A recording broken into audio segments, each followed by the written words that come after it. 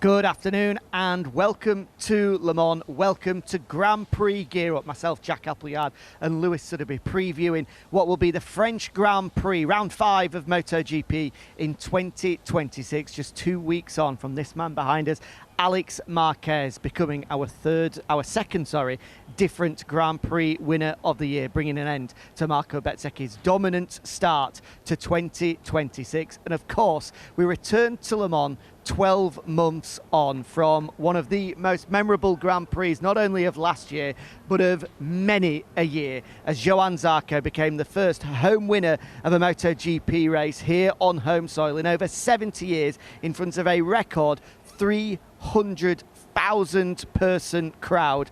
What an event that was. And it looks as though, Lewis, looking at the forecast for this weekend, we're in for another wet and wild one, which is pretty predictable when it comes to Le Mans. The fact that the only thing you can predict is the unpredictability of the weather. Yeah, it's Le Mans in a nutshell. Bright sunshine overhead, but it's been pretty chilly for much of today, and the forecast is going to be different on all 3 days of track action. We're expecting it to be largely dry tomorrow for practice Friday. Depending on which forecast you look at, dry/wet. We're not quite sure whether the sprint is going to be dry or wet. Of course, it was both in Jerez a couple of weeks ago. And then Sunday looks positively soaking, doesn't it? Yes. Looks like it's going to rain all race day. That's certainly the forecast at the moment. That might change as we go through the next few days, which, yeah, could certainly light up the eyes of Johann Zarco. We waited over 7 decades for a French Grand Prix winner, and all of a sudden people with the weather forecast are wondering whether we're going to see 2 in 2 years. Yeah, like London buses too, coming across the line at once. We'll touch on the hopes of the French heroes. Both of them will be in our press conference coming your way in around half an hour's time. Fabio Quartararo and Johann Zarco, joined by our victor last time out, Alex Marquez, who we will start with because 2 weeks ago we touched on it throughout the weekend in Jerez of what a changed man Alex was, and now having enjoyed his success as he went back-to-back at the Spanish Grand Prix, the big question for him is, was that Alex just feeling at home at Jerez, or is that a performance and a step in the right direction that he can now carry through for the rest of the season? It's a question we're asking, and I'm sure he and the team are wondering as well. Yeah, and for good reason, because Alex Marquez, I mean, his base level in MotoGP, the level that we can pretty much on any given weekend trust that he'll be operating at, is still very good. But he's got a history, all the way back from Moto3 and Moto2, he's got a history of at certain circuits, he'll either click with the bike, he'll click with the particular track layout and just become unbeatable. Yeah. We've seen that from Alex Marquez throughout his career. He has these weekends where he is on a different level to everybody else, even to his brother Marc, who crashed trying to keep up with him at his home Grand Prix in Spain. So, yeah, I think we need to see some evidence tomorrow in practice with Alex to see whether he can sustain this.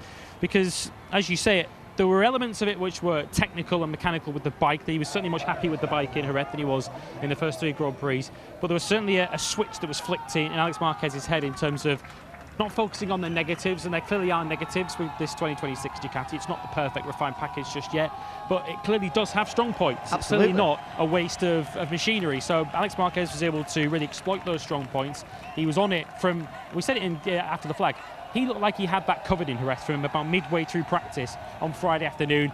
And to tell you just how dominant he was, Marco Bezzecchi, when he was passed by Alex on the first lap of the Grand Prix, as soon as he was passed by him, he thought, well, he's winning then. Alex Marquez is just way stronger than we are. So whether we see that from him this weekend will be dependent on several things, including the weather. Alex Marquez did get his first MotoGP podium here on a Honda in the wet back in 2020, so we know he's pretty good in these conditions. But there are so many variables, and of course Aprilia aren't going anywhere. Aprilia are still super strong, so if Alex Marquez isn't at that incredible level, then who knows, we might see him back in 6th, 7th, 8th again. It's so competitive at the front. Absolutely, the fight between Ducati and Aprilia is so tight at the moment. It means that for Marc Marquez, who we'll get onto, when he's not at 100%, he can't be at 90% and still be on the podium. That's why we're seeing the struggles of Marc at the moment. Let's touch on Ducati more generally, because we spoke at length the last time we were with you for both Gear Up and then for After the Flag about the importance of the post-Spanish Grand Prix test at Jerez on Monday. Now, if you didn't follow coverage there, it was a rather interesting one for a lot of reasons, mostly because of the number of aerodynamic items that Ducati were throwing at their machines. It was clear that's where they had to make progress to be able to close the gap to Aprilia. And Davide Tardozzi, team boss for the factory team afterwards, was pretty confident that they had made a step. It looks as though the Ducatis we'll see this weekend roll out first thing tomorrow morning are going to look a little bit different to what we've seen to the opening 4 rounds of the year. Just how important is that step, if they have made it, going to be for them? So important. Marc Marquez said after the Jerez test was concluded that he felt he had a bit more front-end confidence, front-end feel with this Ducati. That will really show up here because there's a lot of heavy braking zones where you really need that confidence at the front end to chuck the bikes into the corners when you're dropping down to sort of first, second gear. So, yeah, it's crucial for Marc because we're still sort of in a bit of a quandary as to whether Ducati haven't quite reached the level yet or whether Marc hasn't quite got himself up to speed both physically and technically with the bike. And having seen a Ducati GP26 win in Jerez in the form of Alex Marquez, we're now starting to look at Marc a lot more closely. Is it Marc that's actually a little bit behind the 8 ball rather than Ducati themselves? So, yeah, crucial weekend this for Marc. And I don't think we ever thought we'd be saying this, but Marc Marquez, I think in deep down, he's saying he wants a dry weekend, a full dry weekend to truly understand whether they have made those steps forward with the Ducati. But a wet race might actually help Marc Marquez on Sunday afternoon. We know how good he is, proved it in the wet in Jerez, as fortunate as he was with the circumstances of that sprint win. Wet race might not be the worst thing for Marc Marquez this weekend. No, I agree with you as well, because in dry conditions, who knows who's going to be competitive, who isn't, who's going to be favourite. But in wet conditions, I think we can both safely say now that Marc would go into a wet Grand Prix as the strong favourite to win, and I think we'd all expect him to do that. A question that I've been pondering ever since Jerez, ever since that costly crash on lap 2 is when, and I think we can say this with real conviction, was the last time in Marc's MotoGP career was he not the fastest man on that machine. Throughout his Honda career, he has this, of course, famous record of always beating his teammate. He was always the best Honda. When he moved to Ducati, that was probably the only time, that 1 year, where Pecco and Jorge had a step on him as he adapted to the bike, and obviously there was the difference of Marc riding the the GP23 compared to the GP24. But now we're looking at it, and I think you're right to say that the attention is not on Ducati's GP26, it's more on the physical condition and the spark within Marc, because not only did Alex Marquez beat him for the first time, yes, granted, in Jerez, but Fabio Giovinazzi sat in 3rd in the World Championship. That is 2 Ducati riders that at the moment are showcasing a higher level than Marc, and for me that's one of the first times in his career that has been the case. Marc Marquez has not been the top Ducati rider across the checkered flag on a Sunday yet so far this season. Now, of course, you could argue he would have been in Buriram, probably would have been in Austin had he not picked up the long lap penalty, but there was no one else to blame for that long lap penalty than Marc himself, and he really is having to ride clearly beyond his limit on that Ducati. We saw it in Austin when he crashed into Gian Antonio on the first lap, and we saw it again in Jerez. Alex Marquez was able to do things on that Ducati that Marc Marquez couldn't, and he crashed trying to keep with Alex Marquez in the first couple of laps of that Grand Prix. And I think what you could also say about Marc Marquez so far this season is, for all the points that he clearly has given up so far this season, none of the mistakes or none of the misfortune that Marc Marquez has had so far this season, none of that has cost him a win. It's cost him maybe podiums, it's cost him maybe top 5s, but he wasn't going to win any of those races that he lost, if you like, due to mistakes, either in sprints or in Grand Prix. And it's so weird looking at the form guide so far this season, because if you look at the sprint points, just take sprints on Saturdays, Marc Marquez would be leading the championship. He's won 2 of the sprints, lost the other 2 on the last lap, the ones that he didn't win, or he lost one on the first lap in Austin, last lap in Buriram.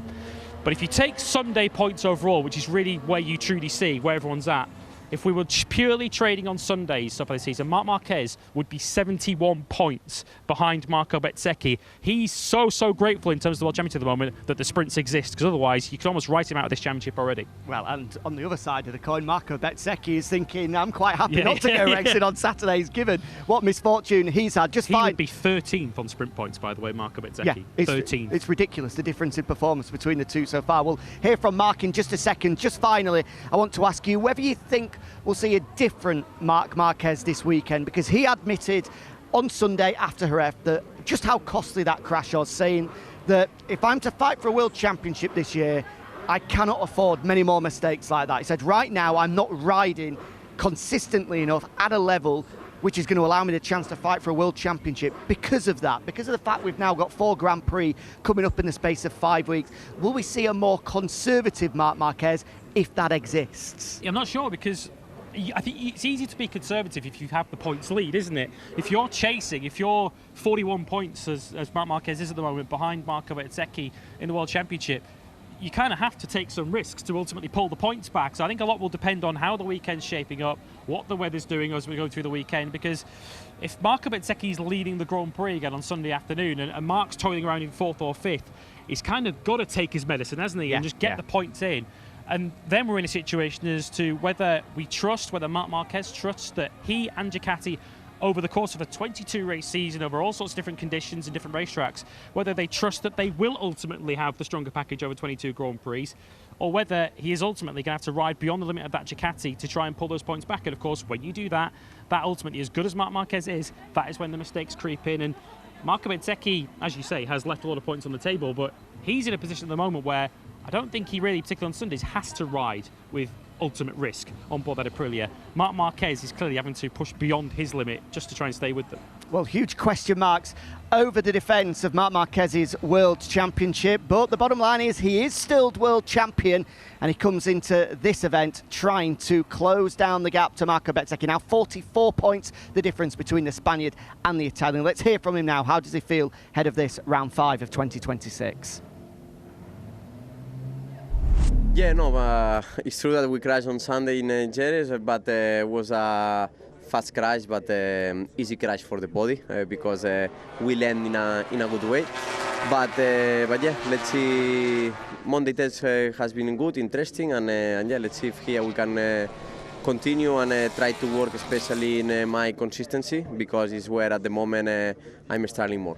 Yeah, we saw obviously on Monday the test, it sounded quite positive. You and Ducati in general found a few things. So what were those things, and what can you bring to Le Mans to help performance? Yeah, let's see. I think some of them maybe depend of the weather. You will see, because I cannot lie. Some of them you will see on the bike, maybe during the weekend. And yeah, another ones that we are trying to work also with the bike balance and different aspects. Yeah, let's see if are working also in a different layout and different circuit and conditions like Le Mans. 44 points down on Marco. I think if you turn this around, which obviously you could do, a long way to go, it'd be the biggest turnaround I think you've had in terms of points deficit. So how big is this weekend to try and get on the podium and win and gain some momentum in 2026? Yeah, honestly speaking, first of all, before to think about the championship, we need to fix a few things. So yeah, at the moment I show that in some moments I have speed, in some moments of the weekend I'm there, but I don't have the consistency. So yeah, I cannot think about the championship without improving some aspects. Weather conditions look quite challenging this weekend. I'm sure you look at that and think it could be a good chance to work your magic in those sorts of conditions. You know, coming from the other question, if you are waiting wet conditions means that you are not fast on dry conditions. So we hope for dry conditions, because we believe that step by step we can improve, and always is better for the riders. Wet condition, in some circuit you have amazing feeling, another circuit you struggle more, and always it's kind of lottery. So there we go, Marc Marquez speaking to us earlier. We've moved down to the Aprilia box. We were going to start talking about Marco Bezzecchi, but since the man behind us is Jorge Martin, why don't we start with him, Lewis? Because this a venue he's had a lot of success at before. We've been saying all season so far that Jorge is a man that we seemingly feel is just building very slowly into this World Championship, and despite that slow build, he finds himself 11 points adrift. Yes, that World Championship advantage of Marco Bezzecchi did grow in Jerez, but only by a small margin. This, if dry, you feel is going to be a really great indicator of just who the top dog at Aprilia is going to be going forward in this crucial period, because both Bez and Martin, you feel, I've got great memories here, I've got a great track record here, and will really fancy their chances here. He did in Jerez what world champions tend to do, which is limit the damage very well when it's not quite going their way. Of course, he got the grid penalty on the Friday, dropped into the fourth row of the grid, steamed through the pack on that first lap. He was already up in the podium battle by the time the first lap had completed. And he's following the 2024 blueprint for me so far. I said this back in Jerez. What he did so well in 2024 is he just maximised the points return on any given weekend. He made sure he squeezed every last drop of points out of that weekend, and he did that again in Spain a couple of weeks ago. And for me, my big takeaway from the Jerez test was how bullish and how buoyant Jorge Martin was about the changes that have been made to his Aprilia, getting some of perhaps the steps forward in development that Marco Bezzecchi's had the benefit of earlier in the season. Of course, we shouldn't forget that Martin missed the Sepang test, so has been playing catch-up to a certain extent in terms of mileage, but also in terms of the parts that he's got on his Aprilia. So Martin feels that he's in a much better place now coming here to Le Mans than he was even leaving Jerez, and we know what kind of level he was at there. So that's going to be one of the big stories to watch this weekend. That balance of power, which could be the key to this year's World Championship, the balance of power between Marco Bezzecchi and Jorge Martin at Aprilia. Is this the weekend where Jorge Martin, on pure pace, starts to turn the tide in his direction? Well, if you weren't here throughout pre-season, of course, Jorge Martin missed the opening 3 days in Sepang, was only able to do 2 in Thailand. As a result, he's been telling us in Jerez that there were some items on Marco Bezzecchi's machine that he didn't have the time in pre-season to be able to do enough time to get accustomed with it, and as a result didn't have on his bike. Those comments he's speaking about at the Jerez test on the Monday following the Spanish Grand Prix. Jorge, so bullish, as you say, coming to the media, saying, we found 0.2 of a second today. Now that we put these new items on our bike, plus with the added opportunity without the pressure of a Grand Prix weekend to work on myself and gel further this RSGP, if he's found an extra 0.2 a lap, then we've got a fight at our hands. It's going to be fascinating to watch. And I think what we're waiting, to see, particularly with Jorge Martin, because his race pace hasn't been much of a problem so far this season. We haven't yet, on an Aprilia, seen that explosive single lap pace in qualifying and that ability to win the sprint. Yes, of course, he won a sprint in Austin, but that was more of a tactical, strategic victory. It wasn't on pure outright pace on a soft rear tyre. So if Jorge Martin has found that, we know how good he is in race trim, then Marco Bezzecchi might yet still rue those points he left on the table in the sprint so far this season. Of course, Jorge Martin has scored points in every sprint so far, up until, of course, the drama and the chaos of Jerez. Yeah, he's been there, he's done it, of course, our world champion just a couple of years ago. How crucial will that experience be when we really get into the crunch time of the 2026 World Championship fight? That is still a long way away, though. 4 down, 18 to go, quite remarkably. Let's hear what Jorge Martin has to say ahead of round 5 here in Le Mans. So yeah, I feel good. I feel the vibe from Le Mans always is nice track for me. But you never know when you arrive to a new circuit. So yeah, looking forward to start riding. Will be tricky, it seems, from the forecast. Let's see, as always in Le Mans. But yeah, we are growing. This is my main goal: continue growing, competing at my level, at my 100%. That this is my main goal, and let's see. We saw that in Brazil and in America you were up there fighting for the victory on the podium, but Jerez, it seemed a little bit more difficult when we got back to Europe. Is that a pattern you expect to carry on here at Le Mans, or do you think that this is a track that suits you more and we'll see you back on that podium? I don't know. We will see during the weekend. For sure, during a whole season is normal. There are some places where you feel better, some others where you suffer.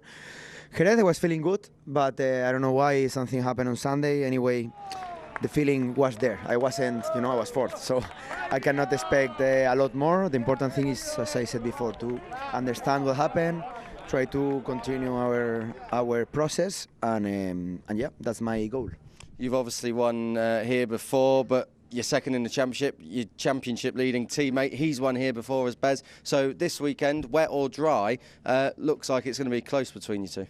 Yeah, I mean, I know Bez is he's one of his favorite tracks, because I remember 23 he won, I was second. So yeah, I think he will be strong. Anyway, to have a strong teammate or opponents is always a big challenge for me. This is what it makes me get better. So I will try to beat him. Wet or dry, any? So there we go, Jorge Martin once again. Fighting talk from the number 89 as he tries to take the fight to the man behind us, Marco Bezzecchi. It goes without saying, we've touched on it already.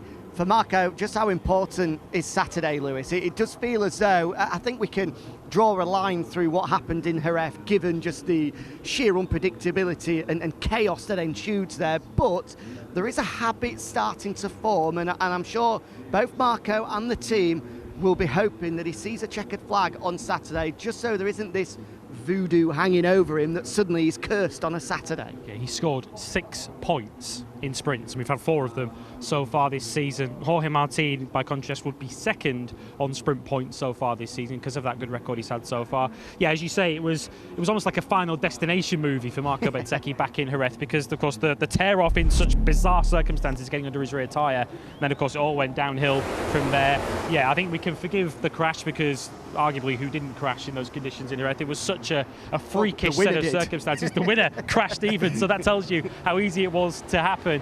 So yeah, Marco Bezzecchi, I think, can draw a line with that, and he reacted very well, you have to say that, on the Sunday to come through and take a second place. Maximised what was on the table for him, you have to say, on the Sunday afternoon. Recognised very early on that Alex Marquez was going to win the Grand Prix, was going to be way too quick, and always looked like he had Fabio Di Gianantonio under pretty good control in the Grand Prix itself. So that's what it's all about for Marco Bezzecchi, just continuing to accumulate those points. But yes, he will be hoping that we have, certainly up until qualifying in the sprint, a straightforward weekend, which is by no means a guarantee with the weather forecast we have here at the moment, because of course it was the qualifying session and the rain effective qualifying that put him on the second row, and of course we had all sorts of drama from there. There's no question that Aprilia has proven itself in all 4 circuits we've been to how good a bike it was. They were still all in the top 6, all 4 of them, save for Savadori, of course, who had his issues on the Sunday. 2nd, 4th, 5th and 6th for Aprilia. And I'm thinking back to what Ayagura and Jorge Martin said in pre-season about how much better that bike is under heavy braking, straight line braking. That will really serve them well here. Yeah, you feel as though this could be an Aprilia track, of course, in dry conditions. Interestingly enough, though, we're going to hear from Marco in just a minute's time. I spoke to him when he was doing his scrum with the gathered press here earlier, and said, will the bike be any different from Jerez to here, given what they tested at the test, because Aprilia once again rolled out some pretty stark, new aero items, once again pushing the boundaries. I think we call it the elephant ears. A couple of handles on the top of the fairing. Some love handles, some speed handles for both Marco Bezzecchi and Jorge Martin, maybe to have, but he said no, the bike will be exactly the same, so potentially it opens the door for Ducati, who feel they have taken a step to be a fraction closer. Of course, they're only allowed the one development, aren't they? So they need to make sure that that development works. Absolutely. Right, let's hear from the man that leads the World Championship then. Just 11 points, his advantage at the moment. Marco Bezzecchi speaking to Elliot York earlier today. I feel good. I'm happy to be here. It's a super nice track and a super nice weekend overall, with the atmosphere that is always amazing. So very, very happy overall, and can't wait to start riding. That is the best part. How did you reflect on Jerez? Obviously, it wasn't the win like you got in the first 3 rounds, but it felt like a lot of outside noise before it, that it was crucial for you and Aprilia to confirm your speed, and I guess that's exactly what you did. So how have you reflected on the Spanish Grand Prix?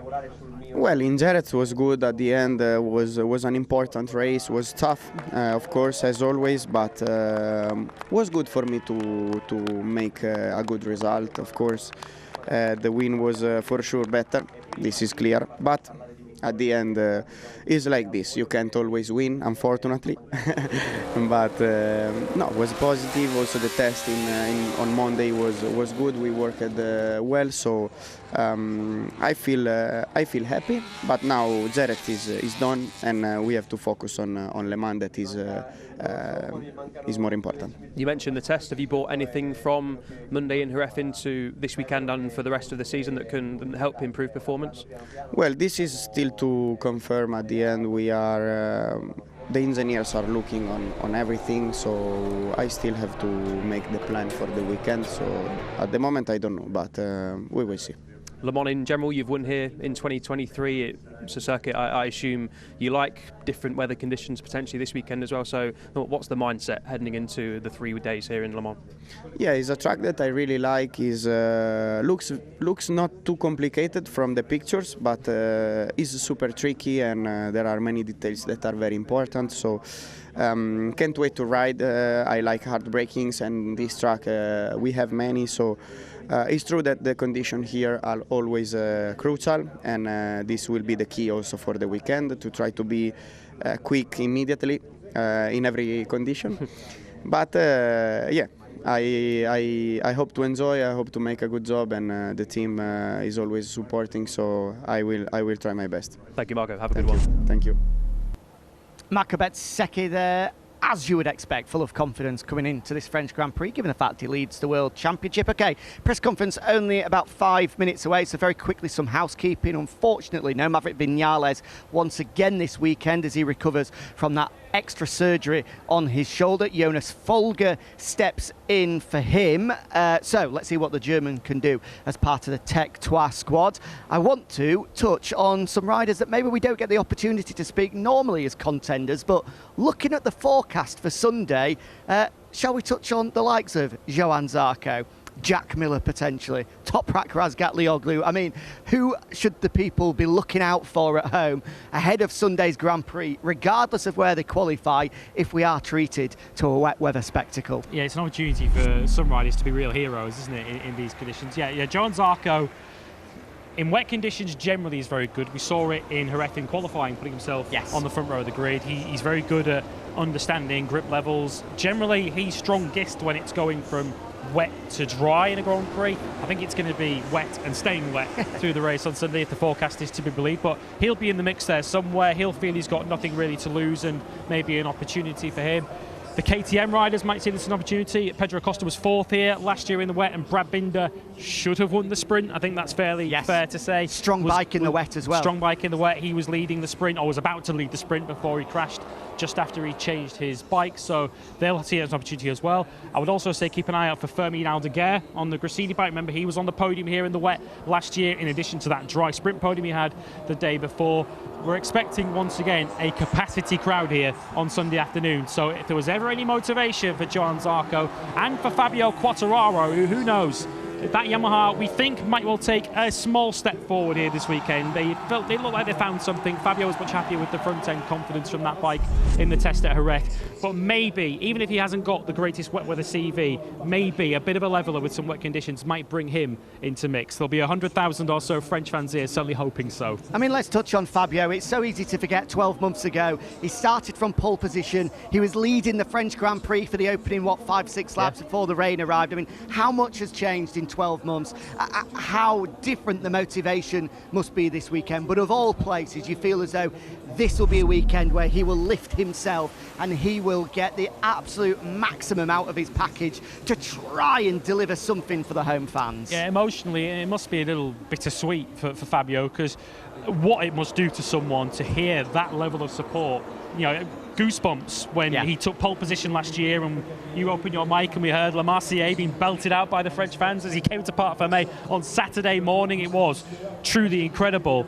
But as I say, it must be bittersweet because he's getting all that support. He knows he hasn't really got the machinery underneath him to do them proud here this weekend. I'm sure he will, because he's one of the best riders on the planet, is Fabio Quartararo. But he knows that no matter how hard he tries this weekend, all things being equal, he's fighting for a handful of points this weekend. But this is Fabio Quartararo talking about one of the very best riders on the planet. If we do get the kind of weather forecast we're in for on Sunday, then who knows, maybe he can produce some Le Mans magic. We know he's got history on pole here 3 times before. And if there's one man I'm going to be close to on Sunday ahead of lights out, it'll be Lucio Cecchinello, team boss to Johann Zarco, because of course famously last year, Lucio in his private life is a little bit of an amateur pilot, which means that he's got some applications on his phone that tell him more accurately than anybody else exactly what the weather will do, and he said that was the key to the victory last year. He told Zarco and the team, make sure you stay out there on those wet weather tyres because rain is coming. Rain did come, and that's how we saw history made. It looks as though, once again, Le Mans in front of a sellout crowd is going to treat us to a real spectacle. There's no place I would rather be this weekend, no place that 300,000 rowdy French fans would rather be as well. To fully kick it into gear, let's hear from our home heroes, Johann Zarco and Fabio Quartararo, and Victor, last time out, Alex Marquez, the trio alongside our very own Matt Burt.